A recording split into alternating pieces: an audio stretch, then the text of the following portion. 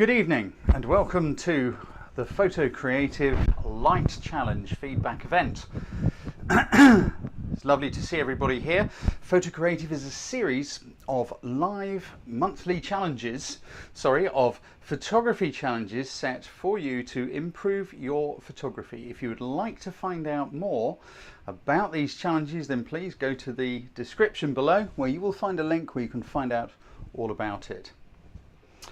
It is wonderful to be back here to see everyone. Let me just check, make sure everything's working. It looks like it is. Yes, it is, which is good news. So, lovely evening here in the UK. I've got myself a lovely refreshing glass of Guinness Zero because although everybody thinks I am a beer drinking party animal, nothing could be further from the truth. I hope you have something delicious for yourselves as well. Excuse me. Now, this evening I want to dive straight on in and just talk to you for a moment about light and how we use it, because there are many ways in which we can do it, and a lot of it depends on the purpose of the image that you're taking. Now, I have been doing a photo shoot over the last few weeks. It's a project for a company called Downton Distillery. These guys, they create beautiful handcrafted spirits. Now, of course, I don't drink, so I've only been able to just put a bit on my lip and taste, but they are absolutely delicious. Downton Distillery, Google them. Now, here's Hugh. Now, I've been documenting some of the work he's doing. Light is really, really important.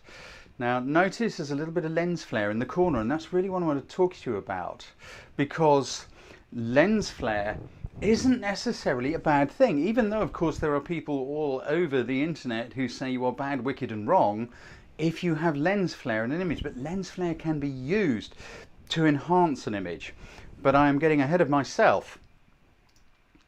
So just a few of the shots. Now look, using light and shade, this is looking down into the still, looking at the citrus he's put in there, or he's creating a citrus gin.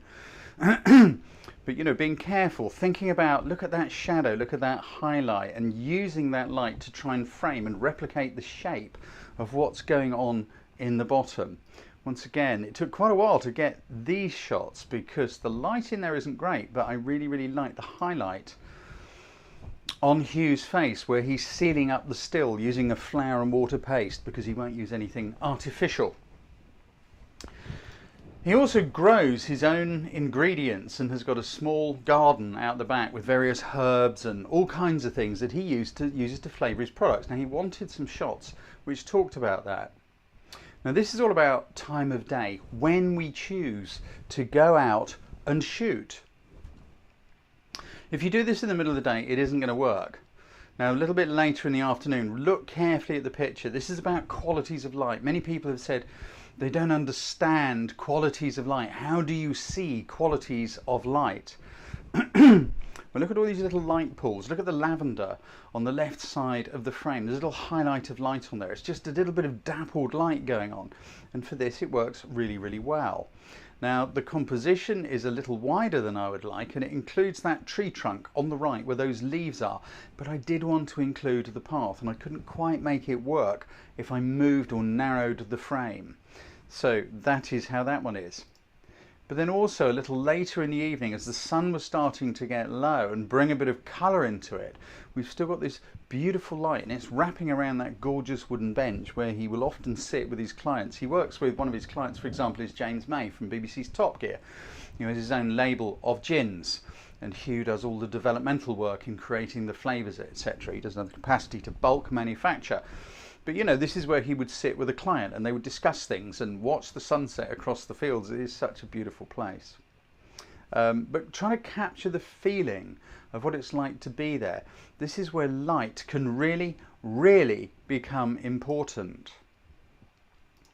Now, amongst the plants in his garden are lots of wild plants. He encourages this. There's long grasses, there's nettles, many things people might consider weeds. But it attracts insects and other creatures, which of course are good for the plants. So we've got a shot here of some foxgloves. And yes, the light on the foxgloves is really, really nice. But does this say anything about Hugh's garden? I don't think it does. It's some beautiful lights and a nice picture of some foxgloves. And so I needed to do something a little bit more. Now this is where the lens flare element I find comes in. I purposely removed the lens hood and shifted my position to induce lens flare, because that bright area, another thing which people say is bad, wicked and wrong, you must not have bright burnt highlights in an image. But hey, the sun is burnt out. If you look directly towards the sun on a hazy evening, then that area of the sky is burnt out to your eye. So to have detail in there, it would just be completely weird. So I use the lens flare to kind of create leading lines back towards the foxglove, and it kind of, to me, gives a little bit more of the mood and the feelings, a little bit more about where Hugh grows plants. Lavender is a thing which he uses a lot, and again we've got some nice dappled light on the lavender, but just using the same trick, it's also saying more about how he allows what many would consider to be weeds to grow around the garden, and we're using the leading lines of the lens flare to say a little bit about, look at the foxgloves, look at the wild plants and the weeds which are there in amongst all these herbs and flavours. The field beyond, again we had a nice warm hazy sort of a summer evening. Now of course you could dehaze this image and get rid of that haze. I actually used the dehaze tool to induce it a little bit more, to enhance it, because this is about saying a little bit more about what is going on. But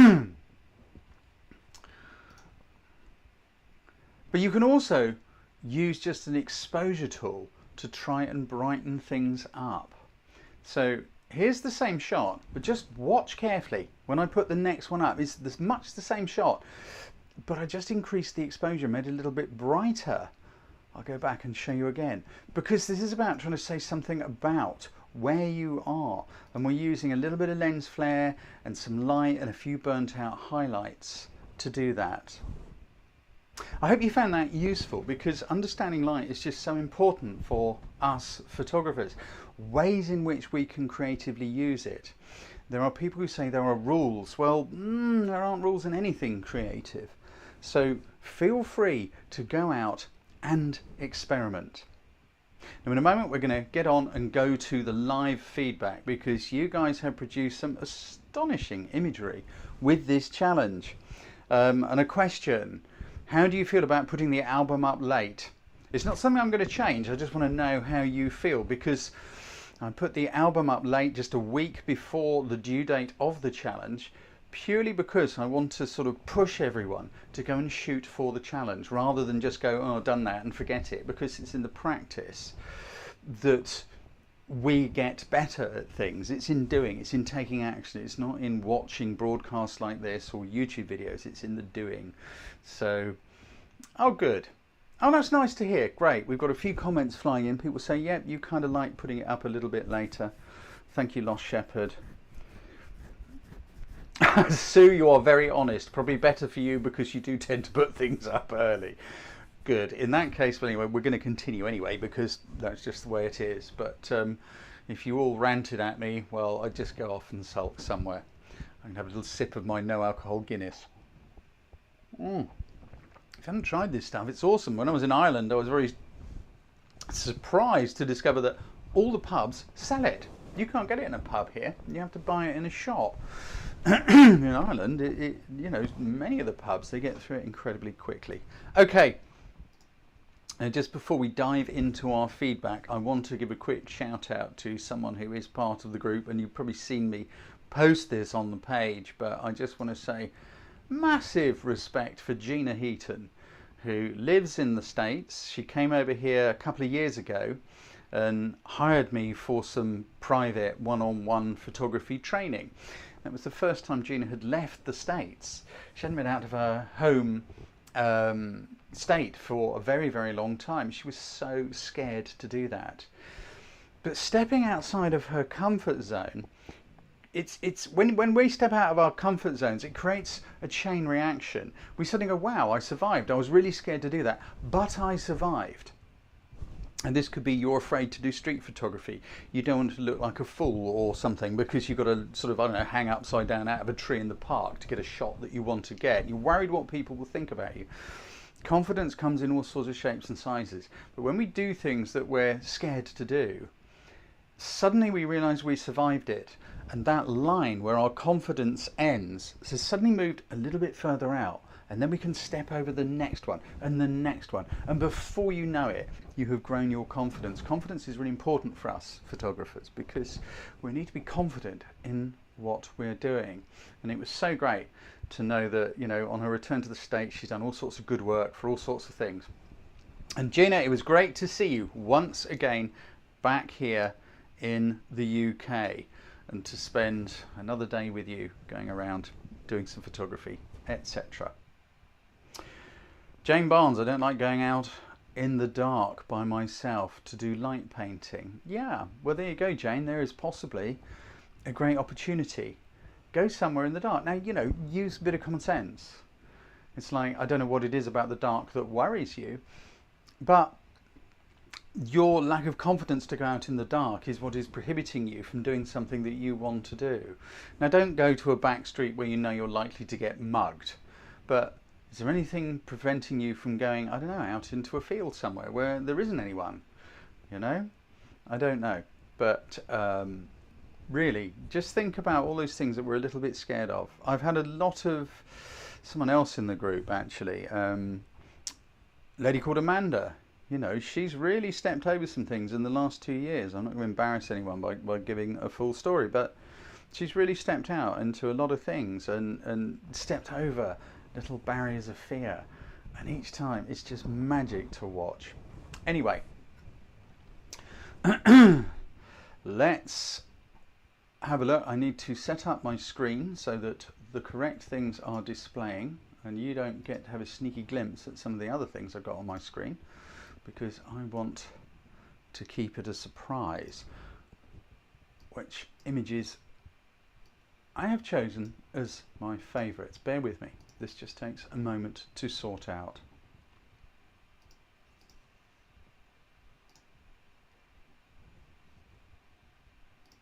Here we go. Time to rock and roll. As I said, there's some stunning photography in here, and it is so wonderful to see some new faces joining the group and getting stuck in. This is completely magical. So welcome to all of our new members, to new people who've joined the group. There's a lot of people in this group now. Don't be afraid. Get out, get some confidence. Step over whatever it is that's stopping you from putting pictures in. When you look at an album like this one, where there are so many great photographs, it's easy to feel maybe a little intimidated, to think, oh, I'm not at that level. I'm not good enough. My pictures will be ridiculed. No one's going to ridicule anyone. Everyone has to start somewhere. Everybody has to start at the beginning, whatever that may be for each of us. Now, there are people in this group who, you know, really are on the start of their journey. Just put some pictures up, because if I can give you some constructive feedback, I will. Now, I can't give feedback on every single image, and if your image isn't chosen, please don't be hurt by that. It doesn't mean anything about you. Don't make it mean something about you. I try to give feedback on images which I think will help the most people in the group, call out some which I think are great and explain why I think they're great, and others where I think the photographer needs a little bit of help. Right, one last thing to move and get sorted, because I want to be able to see your comments in case we get into asking questions about things. Good, I think we are good.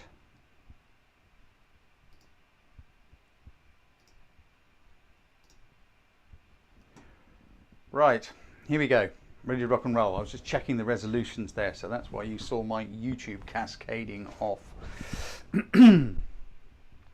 So, Eastern Smile, Chris Kemp Reniger and Nicola McKee, I saw you post in the group. I'm sorry guys, you missed the deadline. Please go to the link below this video, bookmark that page, because it will always give you the dates as to when a challenge closes. It is also always on the album, so check these things so you don't miss out. Well done on all of you for sticking an image up anyway, and I'm sorry that you didn't get there in time. So let's begin, because there's some great ideas, and as I said, some wonderful new faces. Now, the challenge was really about, yes, not just taking a photo in great light, because, you know, we should always strive for that, which is why I was talking about different light on the garden up at the distillery. But the main theme of this challenge was to try and get a picture of great light. That's not an easy thing to do, because something which many people struggle with, of course, is even seeing light in the first place. So Simon Boyle, great picture of the moon, and of course it's in great light. I mean, the moon is pretty much always in great light. If we can see it, the light is going to be great. I see we have sound is coming through just on the left. I am so sorry, guys, I have no idea why. Everything is set up as usual, so I'm afraid you're going to have to just live with it. Yep, I don't know what that is. I have no control over which channel the sound comes out of, so I don't know what's going on there. Great light. The moon is always in great light. Now, it's a tricky thing to photograph because the moon is much brighter than we think it is. You've done a really nice job here. You've got all the detail, all that stuff. It looks like late afternoon sun, you know, because it's got that yellowy kind of warm glow to it. The only thing is, I know it wasn't late afternoon because the background is black, so this was after full dark. If you can find the time when the daylight and the light on the moon, that last bit of sun, if you can get the time when the two balance, then you can have that sort of deep blue background as opposed to a black abyss.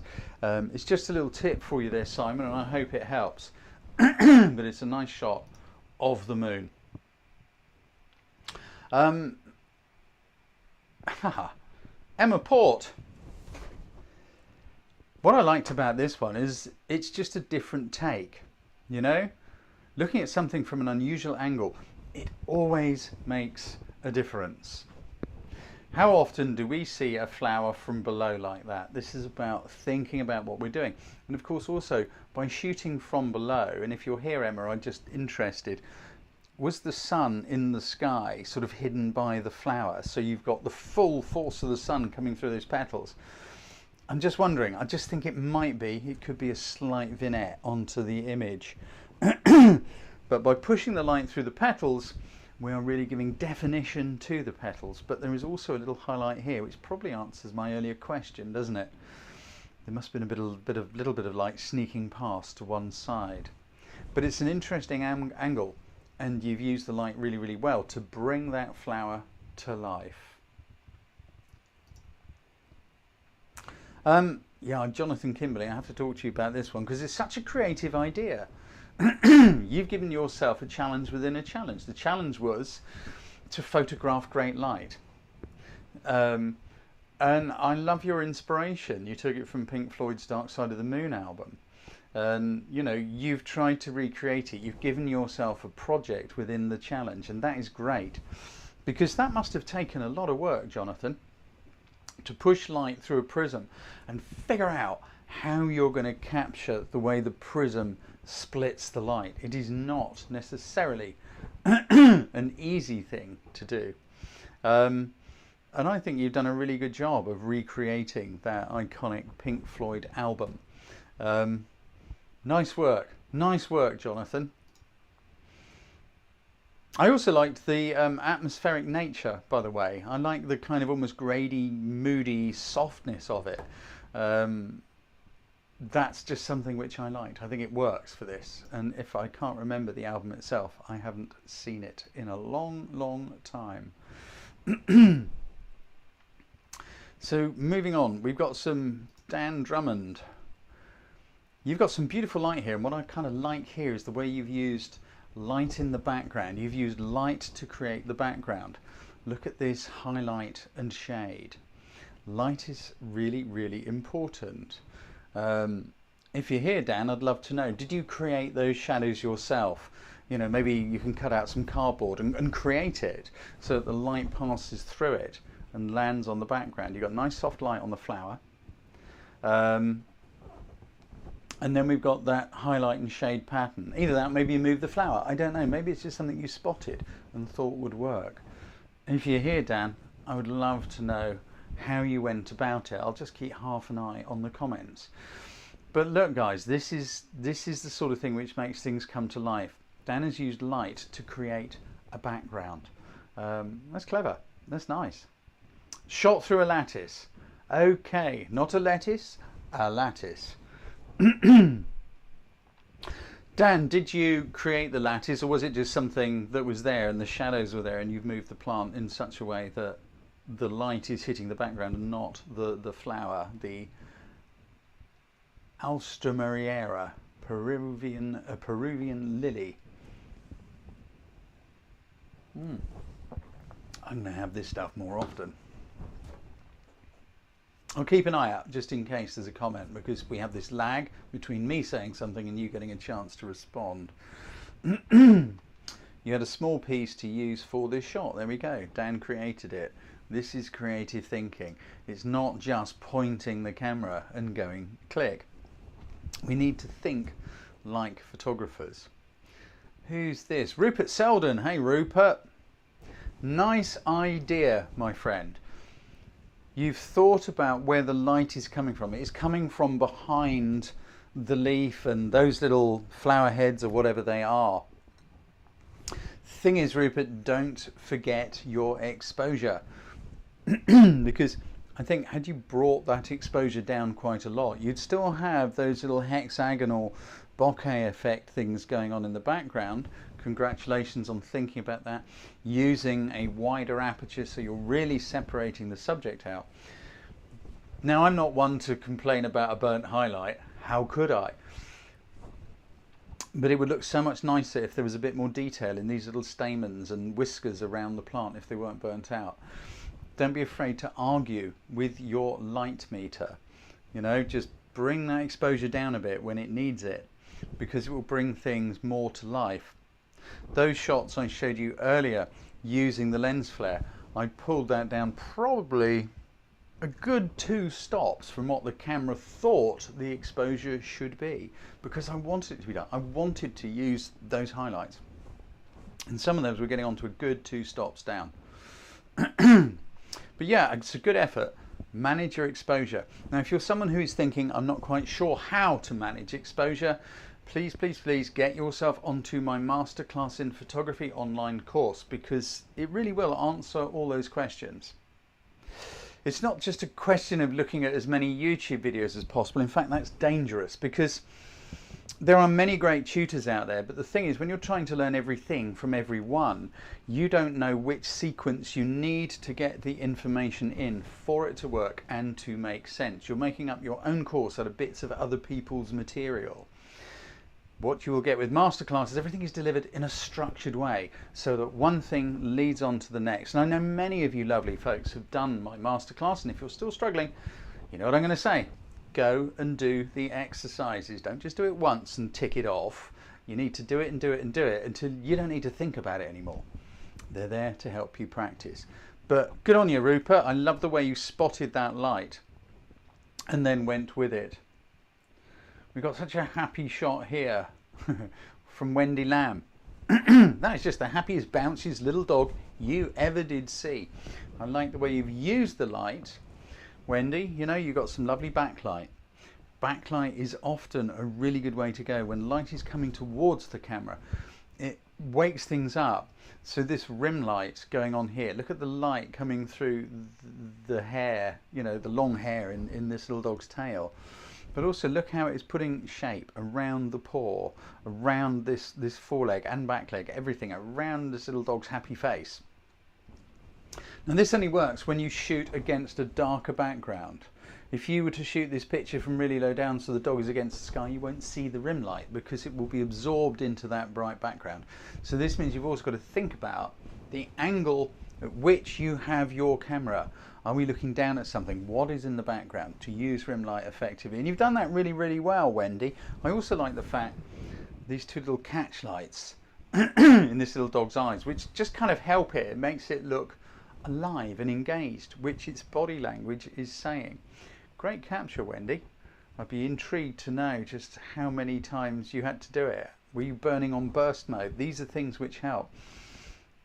Shooting an image like this, if you can set your camera's autofocus up to find the subject and track it so that it is altering focus as the dog runs towards you, great. And if you burn on burst, then you can capture these little moments. Just a couple of little tips for everyone. Lovely shot, Wendy. Let's scoot up just a little further. Alec Murray. Chocolate bars on a conveyor belt. Very good.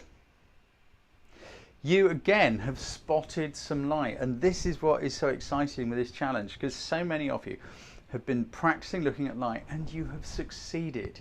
You've noticed shapes and textures, highlight and shade. Look, we've got these highlights along the top of these roof tiles, and then that highlight is falling off into shadow as it wraps its way around them. So the side closest is a little bit darker, and that is what is bringing out those shapes and textures.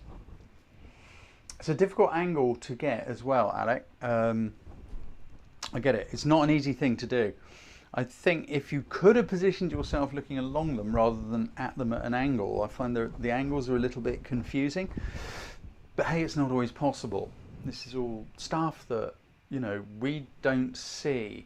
When you see a picture like this, maybe of a roof at a certain angle, what we probably haven't seen is a photographer teetering on top of, I don't know, a fence or a barrel, or if it's a shot done for something, then, you know, photographers will often hire mobile elevated work platforms. They'll have to spend money to get themselves into that right position. But well done, Alec, for spotting how this light will work. Irfan Thomas, cloisters at Salisbury Cathedral. Now, again, I like the way you've noticed you've seen some highlight and shade, some shadows. Now, in this case, I think it's a little bit opposite to before. This one needed brightening up a little bit, Irfan. If you could have just lifted that exposure up just a bit, because the shadows have completely kind of disappeared. Now, sometimes that works well. Personally, for me in this one, I just find that it's a bit too dark on the left. Just a little bit more light. I can just get a vague hint in here of the cloister.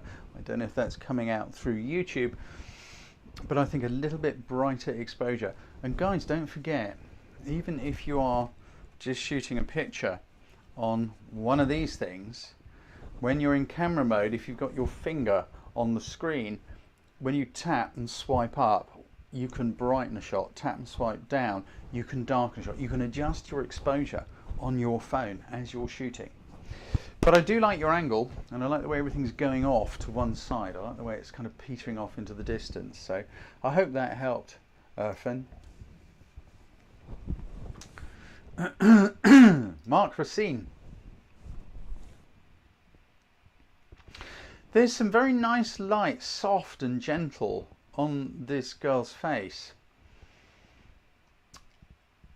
Very subtle, you say in the comments. It is very, very subtle. Now, I'm guessing you brought the exposure down because you hear me saying to everyone, you know, don't be afraid to argue with the light meter, bring that exposure down or take it up or whatever it may be. I can only say in my thoughts, it's a very gentle, soft pastel picture. And I love the position of your model, and I love the fact she's got her eyes closed like that. The light is really nice. I'm not entirely sure that bringing the exposure down quite as much as you have works. So let's throw it open to the vote. You don't have to agree with me, people, just because I say one thing. Just put a B if you think it might work a little brighter, or just go as is if you like it. Go in the comments. Let's just see, you know. I could be wrong. I could be wrong. It happened once before. Great, thank you, Patrick. And Peter. Yeah, you know, exactly. Photography is completely subjective. There are no rules. There is no right, there is no wrong. There is no must do. You've got to do what you like, because this is your style. People say, how do I create a style? You don't create a style, you create what you like. Mark, you like this, that is your style. And look, you've got some followers there, you know? You're not afraid to sort of stand different and go, you know what, I like it. And that's the confidence thing we were talking about earlier. Be confident, people. Be confident in what you're doing and what you think you like and will work. Let's just scoot up a little further. Who is this? Donald and Darby Johansson. Sunlight highlights the spot, an outdoor outhouse. Is it? Oh, it is, isn't it? I've just realised that. I thought it was a picnic table with a tin of biscuits or something. Anyway, we won't go there because it would be unpalatable. Got it. I think that's quite amusing. I think that's very amusing. I don't know if you could have got further back, Donald. Apologies, I didn't recognise it for what it was the first time I looked at it. But I think, had we gone back a bit further, that highlight would have been more noticeable in amongst the woods. Now, maybe you couldn't get further back. Maybe it is in just a little glade to give some privacy, you know, or what bit of privacy you're going to get. But I do quite like the thought of an outdoor dunny like that, sitting in a little glade in the sunshine. I just hope it isn't full of mosquitoes. I was somewhere last night finishing off a video shoot. There were so many mosquitoes. I'm covered in bites, so I keep doing this. Sorry. Well spotted. Nice little pool of light, Donald.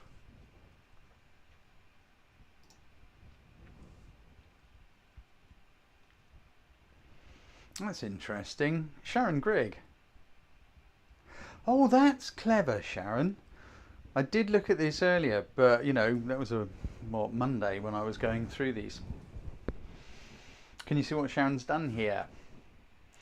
Has allowed for the light to come through the lace and to create a tattoo-like pattern on, I don't know if it's an arm or a leg. I think it's an arm. I'm not sure. But nonetheless, it's a very creative idea. Do not be afraid to experiment, people. So I like the way you've draped the lace over the camera and sort of shot down there and created this sort of feeling of moving away, and then thought about using light through the lace to create these patterns. That's such a cool idea. This is thinking like a photographer. Because when you can understand a bit about light and composition and fully control your camera, not just think, oh, you know, I'll use an aperture to change the exposure, but understanding how apertures and shutter speeds dance together creatively to get moods, looks and feels, not just create exposure. When you can do that thoughtlessly, then it's time to move on and start thinking like a photographer. I've got a course called the 7 Building Blocks of Photography. If you haven't done it and you're already completely competent and confident with your camera, get yourself on there because it will teach you about thinking. Don't go there if you're not already good with the camera, because there is nothing about camera settings in there at all. It's all about you. Feels naughty and romantic, says Alyssa. Yeah, I get it. I get it. It kind of does, doesn't it? I rather like it. I think maybe just a touch more exposure may have helped, Sharon, but you know, hey, that's just me, and we are looking at something that's on Facebook, and Facebook does funny things to pictures. Philip Gray. That's a beautiful picture, Philip.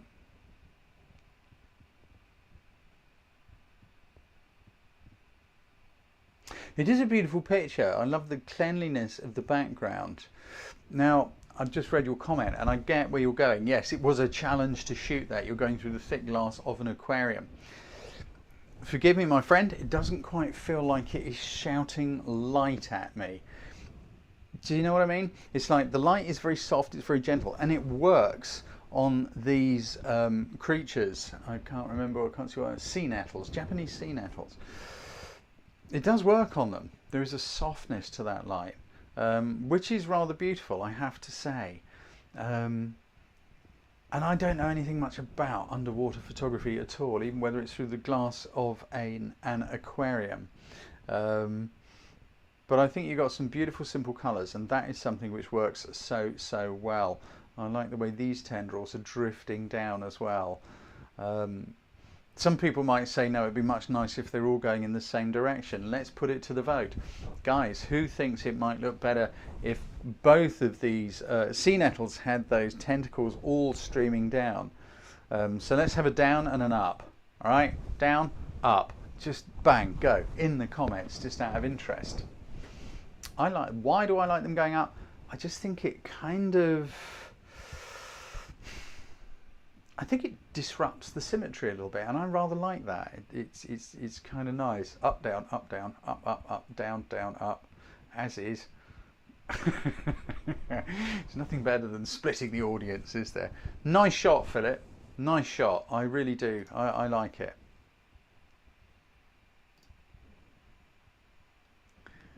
Admiral Anasi, welcome to the group. I don't think we've met before.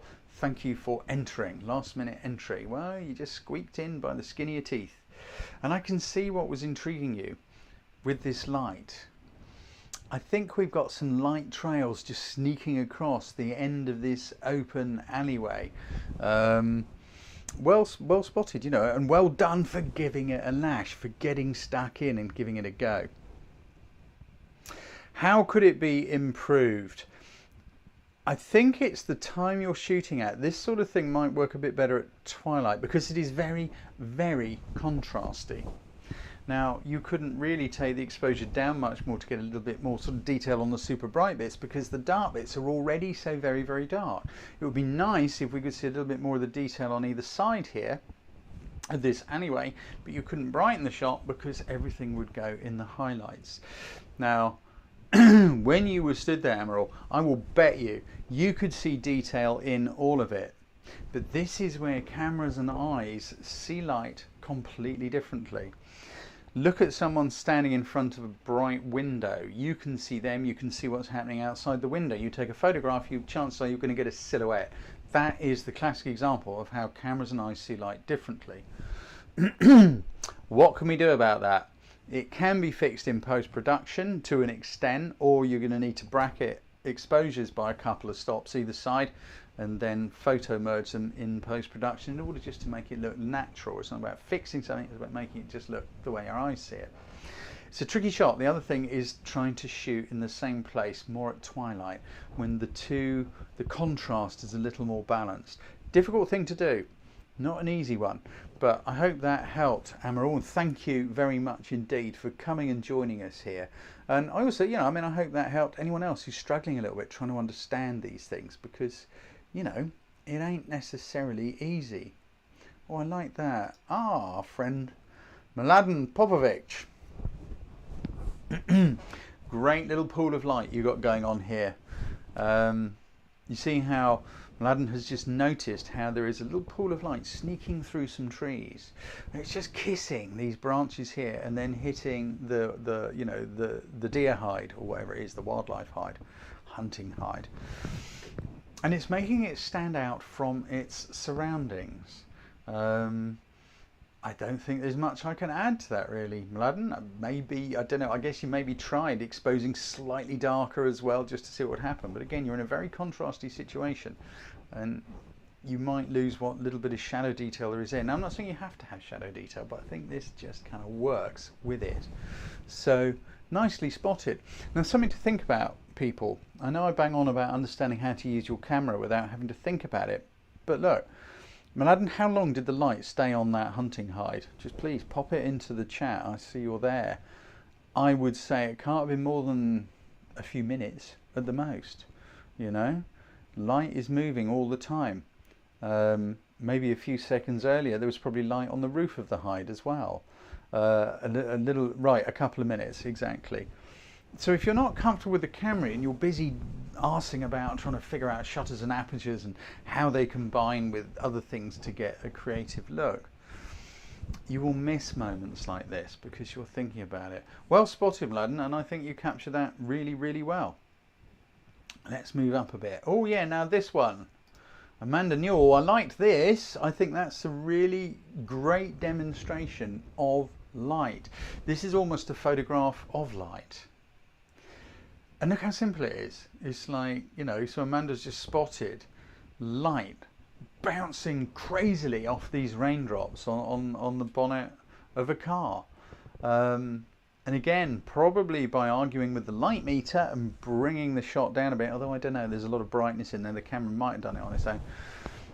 You know, we've got the detail in the bright bit, and whatever's in the background has just kind of disappeared. I think it's a great, you know, shot of light. This is just saying light. It's not a car in great light. This is a picture of light on a car. So well done on you for, you know, just for seeing it and spotting it and giving it a go. Yeah, well done. Oh, this is fun. Oh, it's our friend China Morgan. Julie, I believe, or Julia. I can never quite remember. This is great use of light.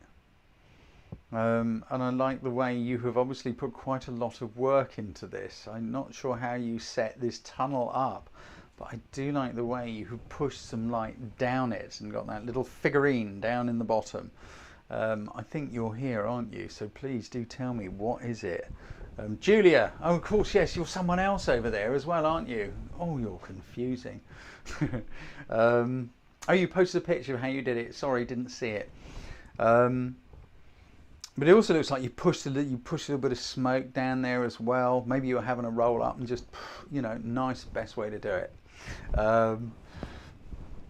But I love it, the way the light is pushing through the smoke. It's giving it that moody, mystic feel. The position of that little figurine, sort of standing on the railway tracks, which is what I guess they are. Very good. Chuckling at Jules' comment there. But you see what you can create, you know, guys. You look at what you can create in a relatively simple way. Yes, it takes work. Taking a photograph. Oh, here we go. Sorry, I've just seen on the right what you meant by see it in the comments. Look at that. So you see what you can create in your front room, playing around with different things. Taking a photograph can take what, anything from, like, I don't know, a couple of seconds to an 8,000th of a second. But being in the right place, thinking up the idea, doing the creative stuff, positioning yourself, understanding what you want to do, that can take a very, very long time indeed. That really can. The click is the easy bit. Yeah, nice one. Thank you so much. I'm sorry I missed that you had put that image in the comments. I'm a bear of very little brain, as I'm sure many of you already know. Now, I'd be remiss if we didn't just have a quick look at this from Jamie Smith. I mean, there's some beautiful light going on here. There really is.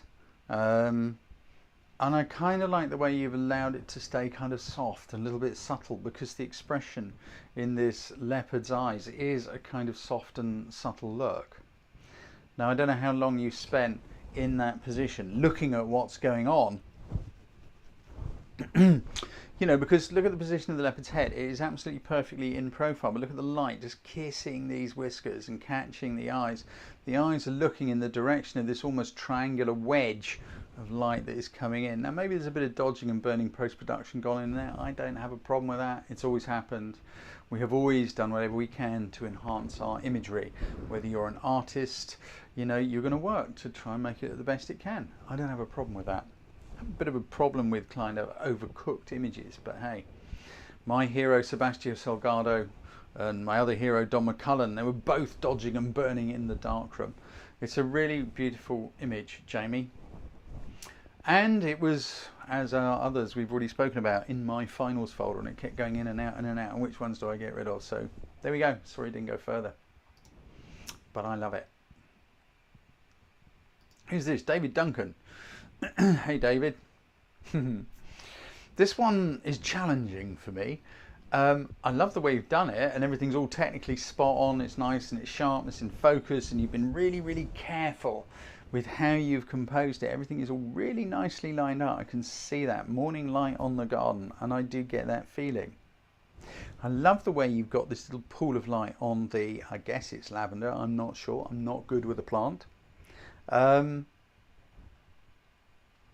For me, the challenge is this structure here, because it feels to me like it's fighting against the plant. Now I'm being harsh here. I've got my serious coach's hat on here, and I'm being real harsh because it is a really, really lovely picture. But the brightness of this feels to me to be, I'm not sure if it's about this or whether it's about the plant. The light is telling me it's the plant, but then this structure at the back is sort of jumping up and down going, oi, oi, look at me, look at me, look at me. No, ignore that, look at me. I don't know which would have worked better. I like the thought of the light on the plant, but maybe the picture would have been stronger if the light was on the structure. Of course, you can't move the sun. Well, maybe you can, I don't know. And if you could, why didn't you? But I really like the idea. I'm just wondering, would it be possible to shoot at a slightly different angle to not be able to get this? I don't know. It's impossible for me to say. I wasn't there. But well spotted, and you know, nice use, nicely spotting, you know, a pool of light, because this is what it is all about. Let's have a look at this one. Who's this? Sandra. Hello, Sandra Sim. Another long timer within the group. It was taken in bright light, wasn't it? Yeah, I can see that. But you have got a few shadows and things going on, which are bringing out the shapes here. It's quite a nice picture of this little girl approaching, because you do some quite nice sort of candid moments, don't you? It's quite a nice little moment. I like the way you've allowed some space around the little girl and the sand, and the fact that she is really bright and colourful, which to me draws attention first before we look at the sand. I'm not sure the light is that great. I'm not knocking the picture. It's a nice picture. I'm just thinking, does it work particularly well with the brief of, you know, light, of trying to capture? It's really about capturing a picture of light to really make it pop.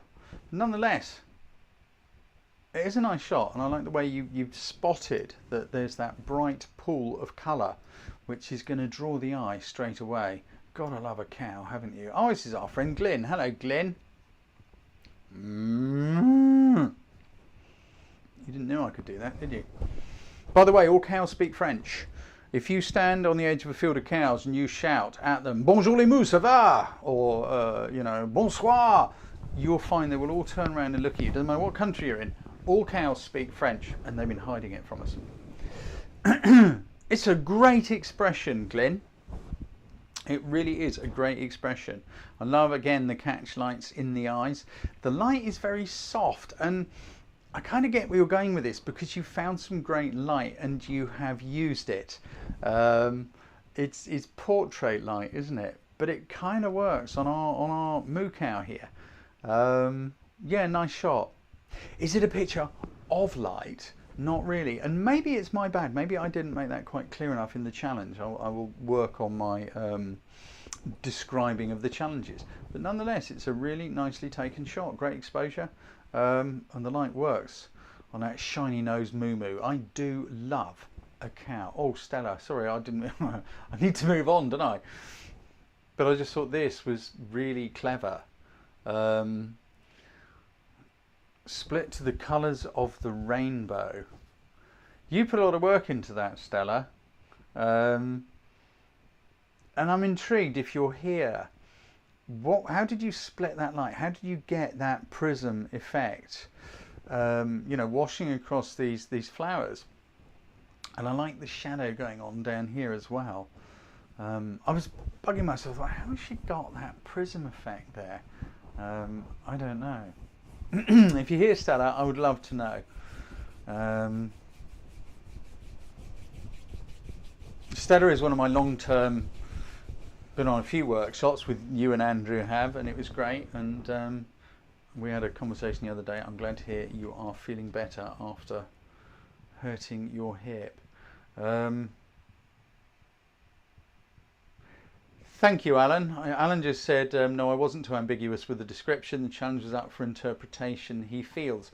Yes, you're right. And that's kind of what I like to do. It's kind of the creative challenge. It's about for you to bring your interpretation to it as well. So I need to be a little bit careful with my language as to whether or not you feel I am being a little over harsh. Right, we need to move up. Let's just enjoy a few of these pictures as we move up. I'm sorry I cannot talk about all of them.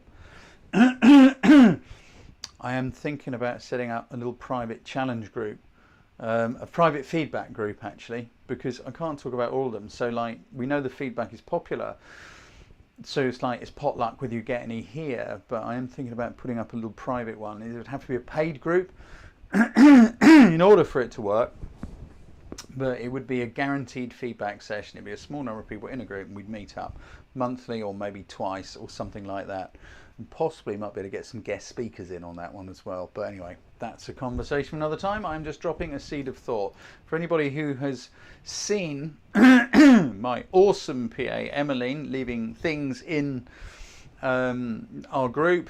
This is Emmeline there on the right. She is in some good light. I mean, she did just put it up as a test to make sure something works, but if you haven't met Emmeline, meet Emmeline. And you've got some great light in your hair there, Em. It's really suiting you. She got up at silly o'clock to see the sunrise during solstice. Right, let's just move on a little bit more. Look at some more pictures. There's some beautiful light going on here. Steve Swain, yeah. What a cracking picture. First entry in ages, you'd family issues. I'm sorry you've been having family issues, my friend, and it's really good to see you back. But what beautiful light. And that is well captured. It's not that easy photographing at a concert and choosing the right moment. For me, it's the moment which has made the light work here. What I'm seeing is that where Steve's caught this moment where, forgive me, I don't know them, where this guy here is looking in a direction, so it's kind of like we've got a mirror image going on. Are these guys brothers or twins? Forgive my ignorance. But it's just somehow this side of the face is almost like mirrored in this one. You could almost imagine them nose to nose and turned around. But it is a really great capture. It's a really nice, I don't like the word capture really, but anyway, it's a really great shot. I think black and white is a really good way to go. And I love the haziness. I think you've composed it beautifully because there's just enough space, you know, around them that they really pop. And yet we've got a feeling of where we know they're on stage because of what they're doing. But it just gives them a little bit of room to breathe. I think it is a really nice shot, Steve. Let's take it up a little bit. Who is this? Sarah Moore. Hey, Sarah. Good fun picture of a scuggy, as we call them here in the New Forest. A little squirrel poking his head out. And it's quite clever what you've done here as well. Now I can see how you're kind of using, you know, the light on these two little pieces of wood to frame our scuggy, but I don't know. I think you might have been able to find a stronger light picture. Forgive my harshness. I have got my photographer coach's hat on right now. But it's nicely framed. That is a cool thing. You've obviously seen this little fella running around, jumping about and doing stuff, and then figured how to frame it. And I think you've done a really nice job there. I like the little catch light in the eyes. Bob Krause. You see, now look, Bob, you have got a picture of some light here.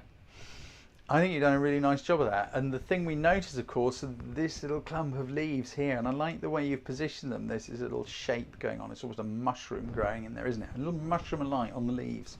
And I do like it. I like it a lot. I think it's well spotted. And I think you have achieved a picture of light, a tornado, you called it. My coaching to you is, this pool of light on the ground is lovely.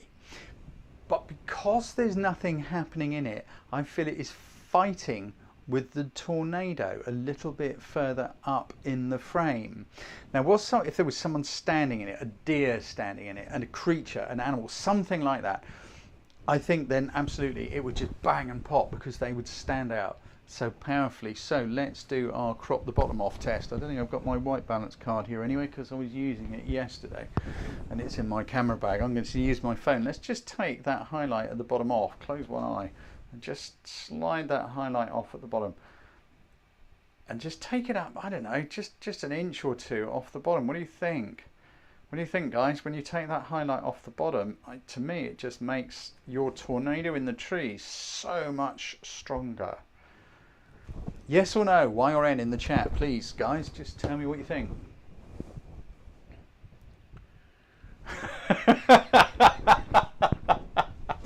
Diogo, very good comment, my friend. Very good comment. I'm not going to demonstrate. Okay. Nice one, Michael. Michael likes the light as it is, with the bit at the bottom and it's kind of leading down. Yeah, cool. Okay. Yeah, Susan disagrees as well, and that's cool. I love it when you guys disagree. We have a good old argument. Using the finger. I'm going to use... No, don't. Yep. Anyway, exactly. We all like different things, but I think it's a really nice shot, Bob, and I think it's well spotted. And it's a really clever idea because you have actually photographed light. It's not so much a picture of leaves. This really feels to me more like a picture of light on leaves. I know. It is a kind of complex and slightly weird thing. I need to move on because we are getting towards time. There's some beautiful, beautiful pictures in here. Who's this? Oh, hey. I don't believe we've met. Baron Vanderhook. You've got some beautiful light here. You've got a really nice still life. You've got some beautiful, beautiful light going on here. This is a picture of onions with beautiful light on them. But this is the great thing with this challenge has, of course, been seeing how the way everybody is using light differently and noticing and realizing just, you know, what a difference it makes. All these highlights, all this highlight and shade. So really nicely done still life. And I love the fact you've got, you know, the little sparkles, the wetness of that freshly sliced onion. You know, you kind of did this and then sliced the onion and shot it because that moisture would have disappeared fairly quickly.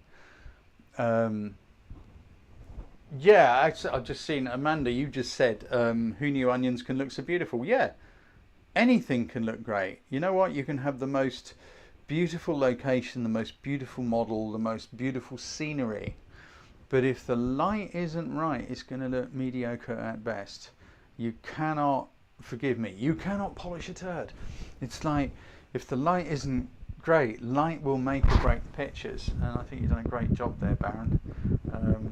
My coaching on you, just one tiny little thing, and that is, although I like things that break the symmetry, I'm not sure, just that little whisker sitting here in the onion, that's the commercial photographer in me going, maybe it's my version. I did the twig shot years ago and everybody was complaining because I left this twig poking into the corner, which I loved. Maybe it's the twig's revenge. Great shot, Baron. I'm just going to skim up just so we reach the top so everyone can have a little look and see what's going on before we come to the end. There's just so many great pictures. I love this one. Who's this? Shanda. Shanda Wyatt. What I like about this are the shadows, because this is another photograph of light. This is a photograph of the light playing on the wall. That's what I like about it. It's also kind of a little clever play on words, because we've got a picture of a lamp, of a light. But the thing that works is the way the light is playing on the wall. It's not the things on the wall that are important, it's where the light is playing on that wall. Rembrandt lighting, says Mary. Yeah, I don't really know what Rembrandt lighting is, I'm afraid. I'm a farm boy who learned how to take photographs. But this play of light on the wall is absolutely amazing. A friend of mine in Switzerland has been working for quite a long time designing a really rather beautiful lamp, and if I remember at some point I'll put a link into the group so you can go and check it out. It's a bird, it's a peacock. It's basically the shape of the lamp. It's a beautifully minimalistic sculpted peacock. But the thing that is so cool, one, it's a beautiful looking thing, but when it is mounted on the wall, you turn on the light, it makes this beautiful thing spraying across the wall in your room. It's an incredible thing. Vera is a very, very talented lady and designer. Yeah, I don't expect she's watching, but I will try and remember to send you a link to the peacock lamp, because it's a very simple thing and this reminds me of it. Beautifully done, Shanda. I love the way you've spotted the way the light is playing on the wall and you have allowed it to play and kept the exposure down a little bit so that these things in the background, you know, the baby picture and the bless this mess sign on the wall, are not dominating. Really nicely done. Let's just ease up. There are so many of these pictures I would love to talk about, and that is why I'm thinking about setting up a, you know, one or possibly two challenge group so that we can do proper feedback, and we know that anybody in that group will, of course, get feedback on their images. So many great pictures. If you haven't had a good look through this album for yourselves, then please, please, please go and do it, because I think you'll learn a lot about light. Another beautiful little pool of light going on here, which I just need to touch on, from Mark Thompson. You know, this is a picture, you know, it's not so much a stinging nettle, this is a pool of light on a stinging nettle. There's subtle distinctions, but it's really great. And again, you know, who'd have thought a stinging nettle can look so beautiful?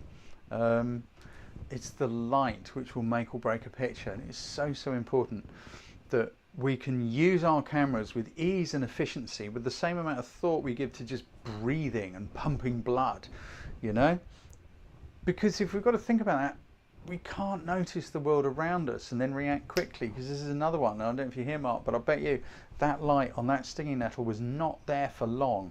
You know, by the time you spotted it, gone over there, got yourself into position, lined up the shot, got yourself, you know, all ready, the light could just disappear because it moves so quickly. Beautiful shot, beautifully done, sir. Beautifully done, everybody. And thank you so much for entering. Right, bear with me. I need to change the shot here so that I can prepare my screen and we can have a look at the pictures that I chose. Now, just because I chose them as being my favourites, it doesn't necessarily mean they are the best. It just means that I like them, and I will give you my reasons as to why I really, really love the shots that I chose. Now, just before we go into that, I would just like to mention two things, please. If you're still here and you haven't hit the like button yet, please do that, because it makes a huge difference in helping me and helping everybody within the challenge group to find some new people. You'll be doing me a massive favour, so if you haven't hit the like button yet, please do that. I would really appreciate it. The other thing is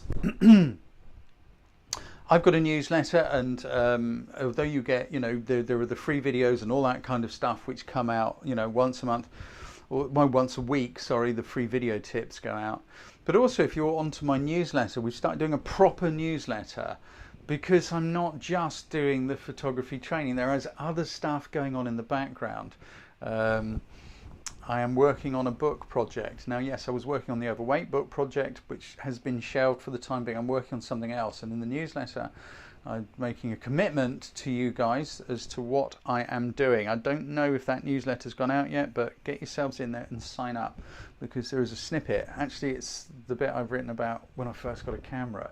I'm sharing bits with you because I want to complete this, and it's kind of like me being accountable and responsible to you guys. So please come and sign up to our newsletter. There is a link in the description below this video where you can do that. Come and have a look. If you don't like it, you can always hit the little thing at the bottom and not receive it. But at least come and give it a go, because I think it's really nice. I'm working with our friend Kenda and others to make it pop and be of value and interesting and useful. So please go and pick up the newsletter. Okay, so let us move swiftly on. Ooh, something happened weird there on my screen. Let us go and have a look at the pictures which I picked out for a shout out for this, the Photo Creative Light Challenge. I had to keep coming back to this one because I just think it's a great example. Jonathan, let me just make sure, because I can't read it on my screen. It's too small in my display, so I have to put it on another one. Jonathan Flage. Flage or Flage? I don't know. Jonathan, I just really like it because it's just this beautiful play of light. The subject is less important than the light. The light is gorgeous, and it's bringing these rooftops to life. Look at the way the light is just curling and caressing over the hill. Look at the church tower and the chimneys in the foreground. The light is smashing into it hard, but then it's just caressing the hilltop. And look at that sky in the distance, how the light is just bringing all of that together, and it's blowing in from low on the left. So yeah, the subject matter is like less powerful than the light. The light is really making it work. If this was on an overcast day, it just wouldn't work at all.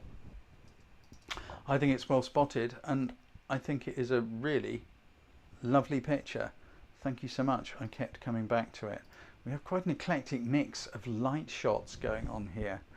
Yes, that's a good point, Helen Martin. Yes, you did put up a colour version of it, and of course we're all different. I kind of like the black and white one. I just feel it brings the textures to life kind of nicely. Something else I didn't mention, Jonathan, I like the fact that it's not overly contrasty. I quite like the fact there's a slight softness to the contrast, which to me I think works in this case beautifully.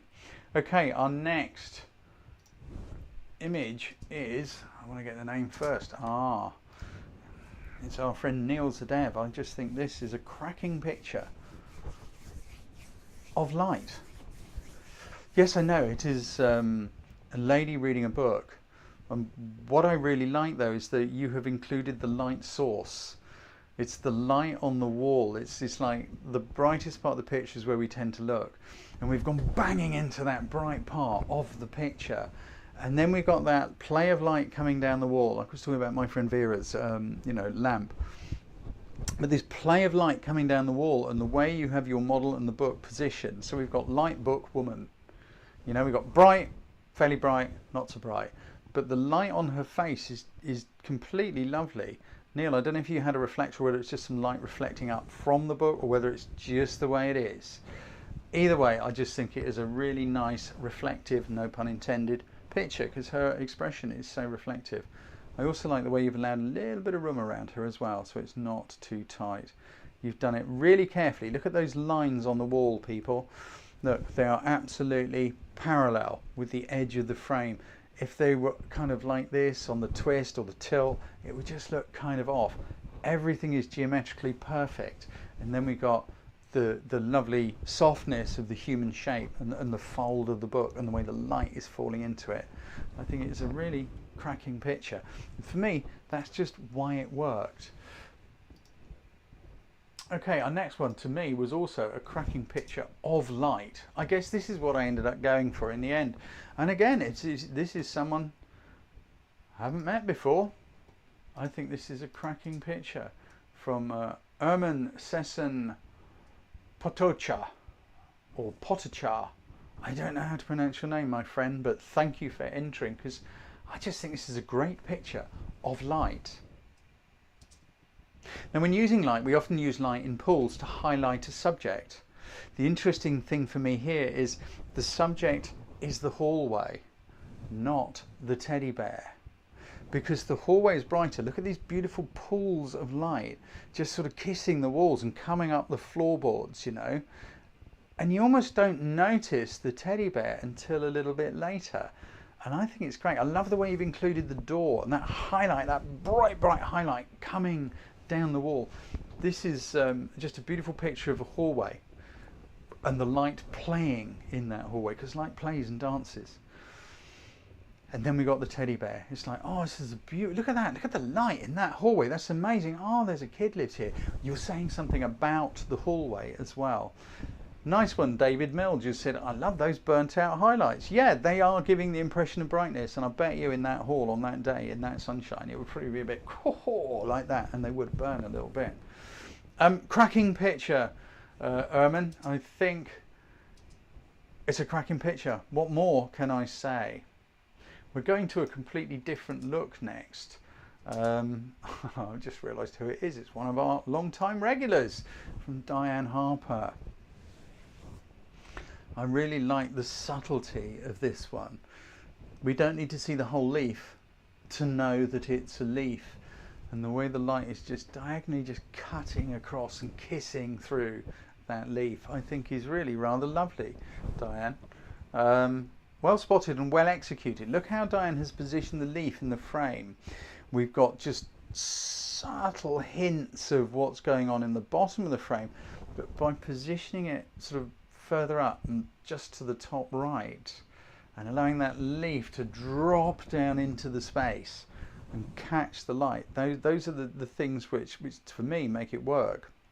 Now, if you're struggling with some of these things that I'm saying, it's like, I very much doubt that Diane looked at the leaf and thought, okay, now what I need to do is to put it like this, so there's a diagonal here, and then we want the leaf to drop down into the space. It's not quite like that. I'm going to guess that Diane just kind of saw it and then moved the composition around until it looked good.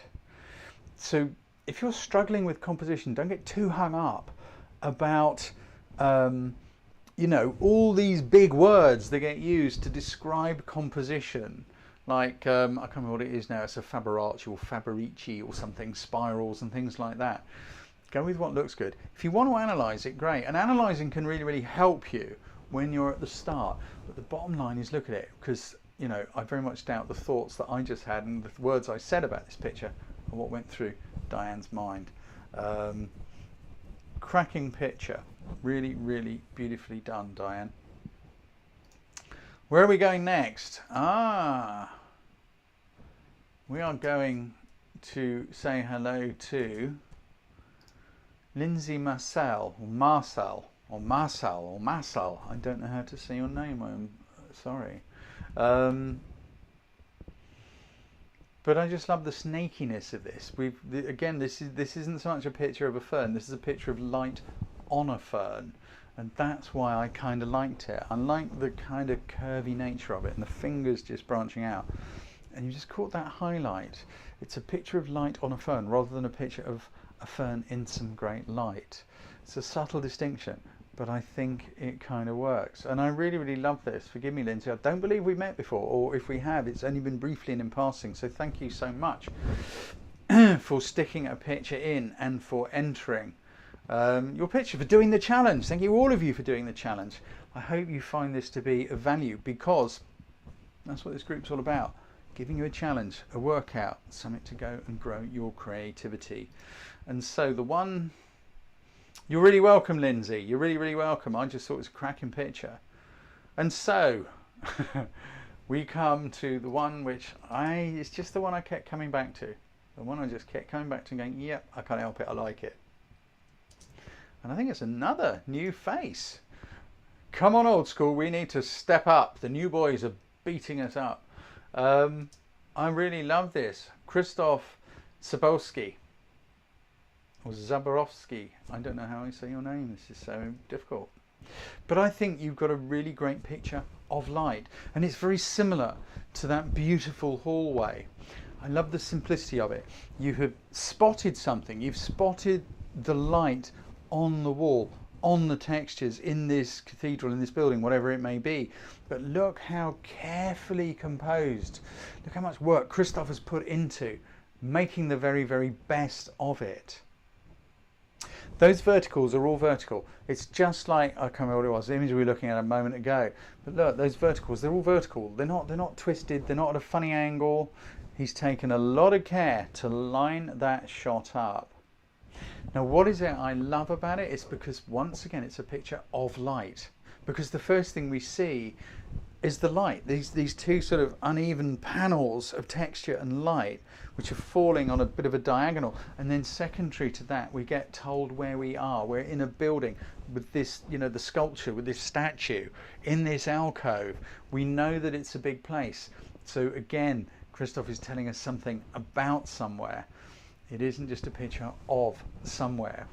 We're getting into some really cool stuff at the moment, guys, because, you know, we've been talking about taking pictures about something rather than just of something. And now we're looking at the light and how it's coming together. This has been such a cool challenge, and I want to give a big thank you shout out to everybody who has gotten involved and joined in with the challenge. Big thank you shout out. I totally respect you, because it means you're getting off the seats at the sports field and going and getting onto the court. You're doing stuff. That's how we get better at everything. It's one of the reasons I'm bringing it back again. I talked about my newsletter, my commitment to you that I am going to write this bloody book. Someone in the group is helping me work on that, because I am a disorganized, scatterbrained F-wit, and I need some help to organize myself, and I need some help to get rid of these itchy mosquito bites. So please, if you're not on the newsletter, please go and click the link below. Go and do that. If you haven't done a like yet, please go and do that as well. I wish you well. The next challenge will be going live on my website very, very soon. After we finish this, I will hit the go button and I'll pop a link into the group. Meanwhile, thank you so much for being here. I wish you all well, and we'll see you next time. Take care.